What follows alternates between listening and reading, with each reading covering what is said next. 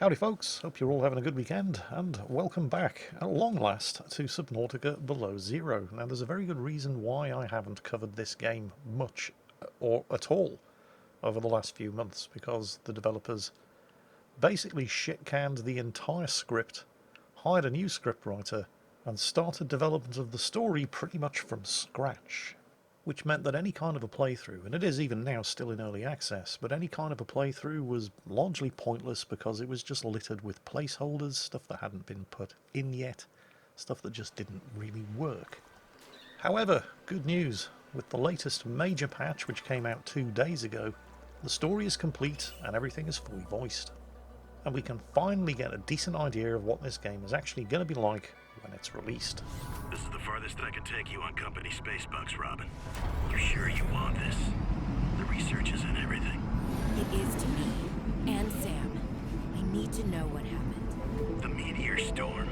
I can use it for cover from Altera's eyes. Gonna miss you, Robin. I'll find my way back. Your character goes by the name of Robin, and your sister Sam is an Altera employee. Unfortunately, Robin's not quite as smart as she thinks she is because asteroids that hit atmospheres have a habit of breaking apart on re-entry. Approaching 45-46 speed. Surface temperatures. Life pod deployed. I have to say, I did see that one coming long before it actually happened. But I suppose we have to strand you on the planet one way or another, so this will do. First things first, get out of the shuttle. Oh, by the way, for those of you who never played or watched any videos of the original Subnautica, I suppose some kind of potted history is probably going to be useful here. So, this planet we just crashed on. In the original game, the planet was protected by an orbital defense mechanism of alien technology that shot down your ship, of which you were the sole survivor, and in the original Subnautica, you swam around trying to find a way of actually getting off the planet. This planet had been placed in quarantine by the alien precursors because of a deadly plague that had basically wiped out all life on the planet except for one small pocket that was kept going by, you know what, it's a complicated story, but suffice to say that there was all kinds of very useful alien technology here. And once you made it back to civilization, your employers, the Altera Corporation, decided that it was worth investigating. Your character Robin in Sub-Zero does not work for the Altera Corporation, but she's on the trail of her sister Sam, who did, and who has gone missing here. Made it to 4546B. Landing was a bit rough, but I don't think Altera spotted me. I hid from their satellite. The drop pod deployed with gusto. I just have to find it and get settled. Then I'll be able to get to work. So, those of you who have previously been following Sub-Zero's development will note that the story is completely different. In the original iteration of this early access title, you were an employee of the Altera Corporation. Your job here on the planet as a scientist was unearthing alien technologies. When a natural disaster strikes, destroys the base where you were working from, leaving your only point of contact on the other end of the radio beacon, your sister Sam, also an Altera employee, in the orbiting space station, sending supplies down to you via drop pods. Well, that's all completely changed now. Completely new story, from scratch, finally with actual voice acting rather than simple placeholder text windows. I'm not yet sure whether or not this is a better story. It's certainly a different one. I'm just happy that they finished it. Although I can absolutely guarantee that how can I put this? The choices that Unknown Worlds Entertainment have made are going to be upsetting a lot of people for no good reason whatsoever. Your character Robin is a black female, which presumably means that your missing sister Sam is also a black female. Your personal data assistant appears to have been voiced by an actress of Indian or Pakistani descent. Now I have to confess as to not actually understanding why any of this should make a difference to somebody, as long as the script is good and well written. And as long as the voice talent are at least semi-competent at doing their jobs, I really don't understand why there should be any kind of issue at all, but, well, apparently it is. Found the drop pod. I don't entirely understand this attitude. I mean, does anybody think that Aliens would have been a better movie if Ripley had been a man? Well, apparently there are people out there who do. If so, and you're one of them, I heartily recommend you smash that dislike button, stop watching this video now, and go find something else on YouTube that isn't likely to offend your sense of gender or race politics. And, you know, best of luck to you, genuinely. Meanwhile, everybody who's still here, are you ready to enjoy Subnautica Below Zero? Because it is actually very enjoyable. There are some differences, thankfully. I mean, well, I would have been okay if it had basically been more of the same from the original game, and to a large extent it is. But there are some differences. Well, Sam, I guess I might as well gather some tools and resources before starting my search. Hope that radio tower's as easy to spot as Lil said.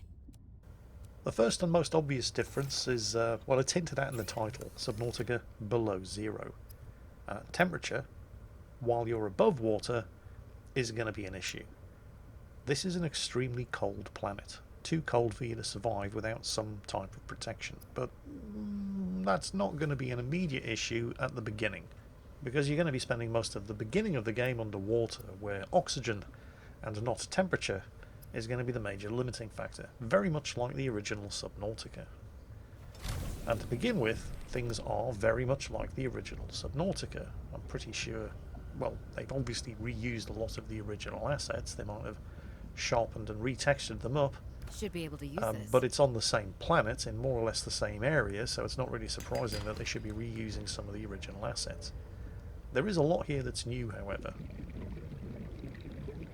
Those of you who played the original Subnautica or watched people stream it or watch videos on YouTube will be familiar with the basic concepts. Gather resources, build tools, which allow you to gather more specialised resources, which allow you to build more specialised tools. Carry on doing that until you get the resources and supplies that you need to, well, in the first game, get off the planet. And in this game, well, I'm not really sure, not yet. Haven't played and completed the original Subnautica. I'm familiar with the basics. I'm going to need some of these in order to construct my first tool, which is going to be a knife. I'm looking for the seed pods of these vine clusters. We'll pick up some titanium while we're here, of course. And some copper. Ah, there we go. Those red clusters. Although I should probably top up my oxygen first. I only have 20 seconds of air remaining.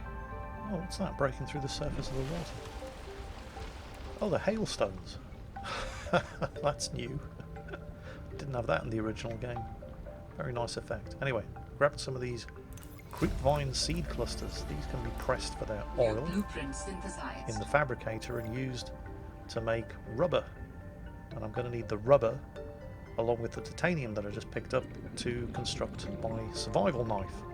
And with the survival knife, there's those hailstones again, that's a very nice effect. With the survival knife, I'm going to be coming back to the creepvine seeds to get some creepvine fibres, which I'll be cutting from the creepvine using the knife. And that will allow me to make synthetic fibre. I was a little nervous about dropping into an unknown area, but luckily, this biome seems to have an abundance of minerals I can use for tools and upgrades. I didn't want another situation like Bazantos 5. When Xenoworks dropped me off, there were barely any resources. I survived off the land for 3 months with just a knife, my lucky PDA, and some rope. I am still kind of proud of that, though. Okay, let's just take a quick look and see what else is available. There's the survival knife, that's the priority. And let's see, equipment. Rubber fins for 15% faster swim speed. It's all going to come in useful. Finally, some speed. Get my survival knife equipped. There it is. Which way were... Yeah, there are sea glides. There are all kinds of equipment fragments around here that I can't actually do anything about until I get myself a scanner. But don't worry, that's on the to-do list. Right, creepvine. Hack away with a knife. Harvesting creepvine samples. New blueprint synthesized. I may as well take as many as I can. Yeah, one more. Back to the fabricator, and with access to new materials, my PDA's come up with new blueprints. This is one of the reasons why having a scanner is going to be so important. because when you scan various different resources, the PDA is going to furnish you with blueprints that you can construct based on the materials that you've just discovered. Plus, you might have noticed there are all kinds of bits and pieces of broken equipment lying around that can be scanned, and once they're scanned, I can then construct that equipment, none of which you can do without a scanner. So we're turning all of these creepvine samples into fibre mesh. I'm also going to need a better oxygen tank. And hey, guess what the fibre mesh is for? I mean, I can also make first aid kits with the fibre mesh, but I don't really need a first aid kit just yet, and I definitely need a better oxygen tank. And for that, I'm going to need some more titanium, which I'll grab from storage, and bingo, there we go. Standard O2 tank. Adding additional blueprints to your data bank. New blueprints synthesized. The standard oxygen tank can be upgraded for deluxe and VIP breathing. Thank you, PDA lady. So, there's the scanner blueprint. Now, for a scanner, I'm going to need a battery. To make a battery, I'm going to need ribbon plants. I don't know what ribbon plants are, but I'm going to need them. Ribbon plants contain electrolytic materials that can be used in energy storage. Well, of course they do, Jingles. God damn it, don't you know anything? I don't know. I'll tell you one thing that I have noticed very early on with Subnautica Below Zero. When it gets dark, it gets really dark, much more so than in the original game. It's like they really want you to use a light source. I mean, once I get my hands on a Sea Glide, that will not be a problem. Gonna pick up some quartz. Gonna be needing plenty of that later on. And of course these oxygen plants are strategically located to extend your underwater duration. But yeah, it is really, really dark at night in Subnautica Below Zero, much more so than in the original game. I could make a load of flares. In fact, I'm pretty sure I've got a load of flares in storage, but I never bothered bringing them with me because you didn't really need them in the original game. And once I get myself a Sea Glide constructed, it comes with a light, and this won't be a problem. But initially, at least, when you've crashed your shuttle at the beginning, a whole bunch of flares lying around. Pick them up. You're going to need them. Oh, there's that Altera supply cache the PDA warned me about. I'm telling you, Sammy, you see some weird things 30 when you seconds spend of half your oxygen day in a sea remaining. truck. More vandalism? Was it the sea monkeys again? I don't think so. I can't shake the feeling this planet is cursed. There's no such thing as a curse. Yeah, you're probably right. That's nothing. You wouldn't want to hear about it anyway. Just a huge creature frozen in ice. What? Where? In a cave, not far from your lab. And here's the extra weird part. As soon as I called it in, they closed off the area. Don't want anyone going in there. But why? Sammy, I'm no biologist, but I think there was something wrong with it. Its skin just seemed off. Alien. An alien on planet 4546b. No. I'm serious, Sam. Something ain't right. Wish I could show you, but I can't get back in there. You can't. But I might know how to. Whatever you're thinking, we never had this conversation. The plot thickens. Don't worry, I'm sure we'll be getting to the bottom of it. Well, maybe not sooner rather than later, but eventually. Oh, here's something new in Sub-Zero as well. At least. Oh shit, there's a crash fish just popped out from a nest behind me. Those things like to swim straight into you and explode. It's going to top up at the oxygen plant. There, that's what I'm talking about right there. That is a sea monkey nest. Now, sea monkeys are a new species of fauna in Sub-Zero, and they're mostly harmless, but if you're swimming around with a tool in your hand of some description, they like to swim up to you and steal it, and then swim off at high speed. If you follow them, there's the crash fish nest. I'll take the crystalline sulfur from it, I'm going to be needing that. If you follow a sea monkey, it will lead you back to its nest, and its nest can be scanned for an equipment blueprint. And shortly afterwards, equipped with a brand new scanner, that's exactly what I'm doing. 30 Popping up at seconds the of oxygen oxygen plant, remaining. scanning the sea monkey nest. It's going to give me a mobile vehicle bay fragment. And there we go. New blueprint synthesized. New blueprint synthesized. Oh, power cell as well. Well, I suppose that makes sense, because the mobile vehicle bay is going to allow me to construct the only vehicle you're ever going to need in Sub-Zero. It's not like the original 30 Subnautica, where you had seconds the of Seamoth, oxygen remaining. which was a small, fast and manoeuvrable vehicle, and I can't remember the name of the massive submarine that you also built, which is more like a mobile base. The Sea Truck in Sub-Zero is a modular vehicle that can be adapted to fit whatever the mission requirements are. And it's powered by power cells, not batteries, so it kind of makes sense that when you get the mobile vehicle bay blueprint, you also get the power cell blueprint, because if not, it would be like having a packet of 30 cigarettes seconds and of no oxygen matches. remaining. Then again, I've known games that would do that to you. Subnautica is not one of them. Well, anyway, sometime later, as you can tell by the fact that I have a sea glide already built, I'm out exploring the Twisty Bridges area, looking for coral, because I need coral in order to make computer chips. Don't ask. You just do, okay? And it's here, where I run face first into the plot. Now, I don't know what that was. Well, I've got a fairly good idea because I played the first game. But it's definitely not of human manufacture.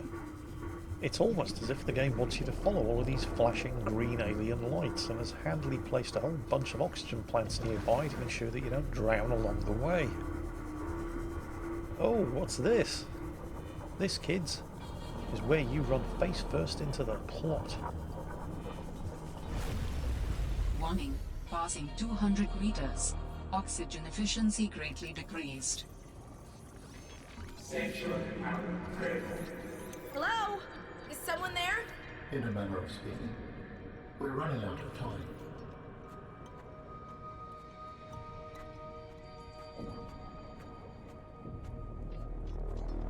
What is all this? Seeking emergency storage medium. I can help you better if you show yourself. If we could show ourselves, we would not need storage. You mean you don't have a physical presence? Are you one of them? An architect? Storage medium identified. We will be lost unless we find a new host. Can you help? Can you use my PDA for storage? You are not with the group from before. Your cybernetic components bear their signal. Altera? No, my equipment is, borrowed. It will have to do. Now, in the original Subnautica, I must have been halfway, possibly even 2/3 of the way through the game before I finally got my hands on these alien ion power cubes. Here in Sub-Zero, within the first half hour, they're handing you half a dozen of them.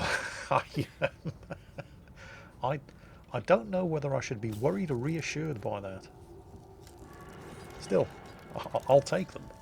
Or at least I'll try to take them in as buggy and glitchy a way as possible. It is still early access. There are still some rough edges that need polishing off. Speaking of rough edges, meet our game's other protagonist. How long have you been stored here? Longer than hoped. Warning. Sanctuary power critical. Our data can be downloaded from the terminal. We may speak more once the transfer is complete. Yes, okay. Hurrying.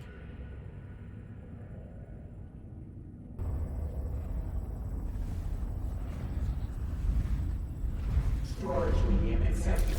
Brace for transfer. Brace? Ah! Ah! What's happening?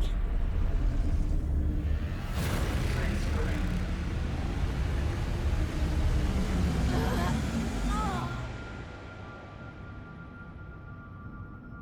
Transfer complete. How do you feel? Why do you sound like you're inside my head? The facility identified hospitable capacity within your cerebral cortex. You are in my head? I offered you my PDA! Get out! Oh no. Does your kind perceive a boundary between cybernetic and organic components? My mind is not a component. You sound angry. We will allow you a moment to process. Don't you go silent on me. Hello? This is not happening. That's the explanation. It's not happening. Yeah, I'm kind of afraid it is. So, the plot just thickened. As well as finding out what became of our sister Sam, we've got an alien in our head. And his name's Alan. And so we've got to figure out a way of getting him out, as well as finding out what happened to our sister Sam. And I strongly suspect, because I've played enough of these type of games to figure out how the plot goes by now, that whatever befell Sam and the fate of our resident alien are somehow linked. We'll find out if I'm right in a future episode, because that's all I really have time for today. I hope you've enjoyed it. I'm certainly enjoying it. If this game is even half as good as the original Subnautica, it will be money well spent.